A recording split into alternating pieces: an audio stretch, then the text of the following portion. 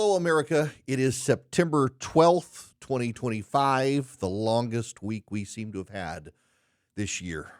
I'm Erick Erickson. These are the four things you need to know this afternoon. Up first, 22-year-old Tyler Robinson has been arrested for the assassination of Charlie Kirk. Tyler Robinson's family convinced a youth pastor to help convince Tyler Robinson to turn himself in to the police. Already, progressives are trying to claim he might have been a neo-Nazi or someone from the right. They're highlighting that in the year 2020, someone named Tyler Robinson from St. George, Utah, gave over $200 to Donald Trump. This Tyler Robinson would have been 17 years old at the time, and there were multiple Tyler Robinsons in St. George, Utah at that time. But the left can't fathom that someone from their side would commit an act of political violence. They are doing everything possible to now dismiss this and claim perhaps he was just a radicalized crazy, despite his anti-fascist statements that he carved on the various casings of bullets. It appears Tyler Robinson was radicalized online on various group chats and the like, as many people are. In this case, he just happened to be radicalized towards a progressive anti-fascist Antifa agenda and told his family that Charlie Kirk was a purveyor of hate, which is a common sentiment among progressives these days. It's unfortunate that we're in this situation. It's unfortunate his family had to turn him in. His family has declined to take the FBI reward, and it's unfortunate Charlie Kirk is dead.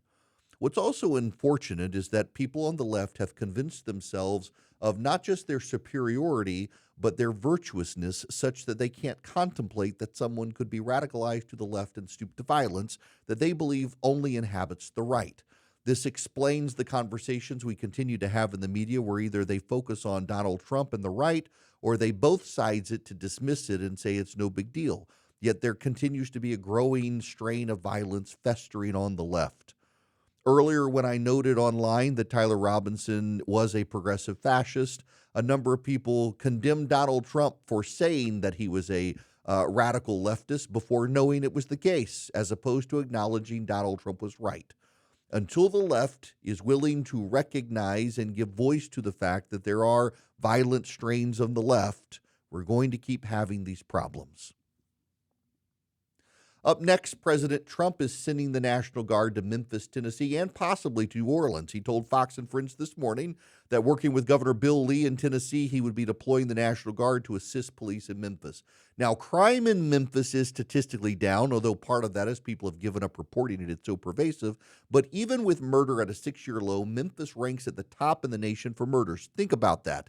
It's at a 6-year low, murder in Memphis, Tennessee, and yet it still outranks virtually every city in the United States for murder. That's how bad the crime is in Memphis. To say that the crime is down in Memphis is to say that, well, we still got a lot of syphilis in the country, but it could be worse.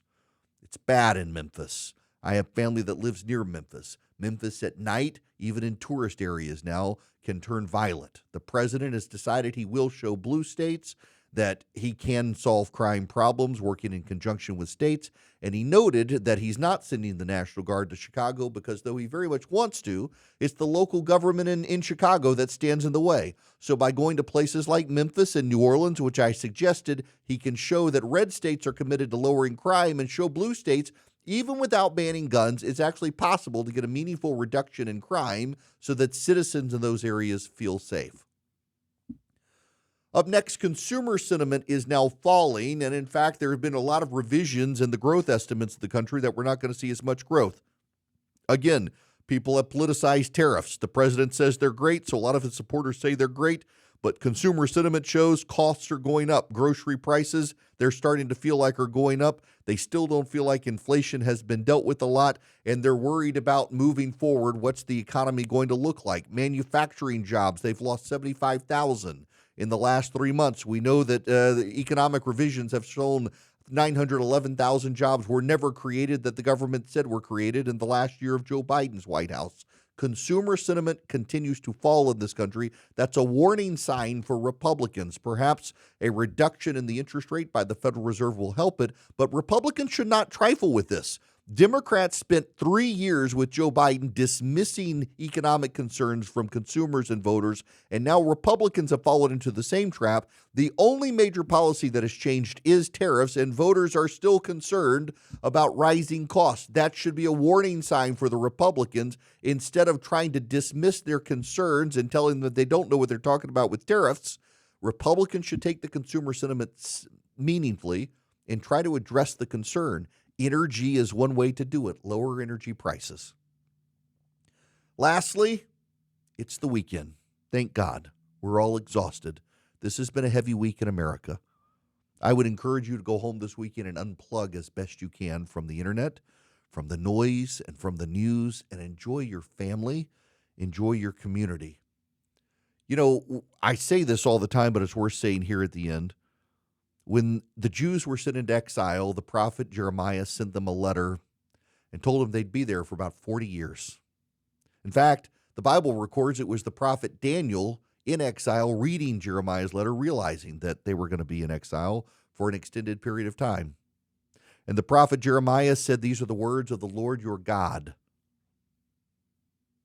Plant gardens and build houses and take wives and have children and get your children married, and seek the welfare of the community in which you live and pray for it, because there you'll find your welfare." Unless you live in Washington, D.C., you're not going to find your welfare there. You find your welfare in your own backyard. So maybe turn off the phone this weekend, turn off the internet, get outside and enjoy your family, enjoy your community, enjoy the weather if you can. It's the weekend. It's time for some rest. We all need it. I'm Erick Erickson. These are the 4 things you need to know this afternoon before you get home for your weekend. Please stay informed, stay engaged, and please, above all else, at this time in our nation's history, keep the faith.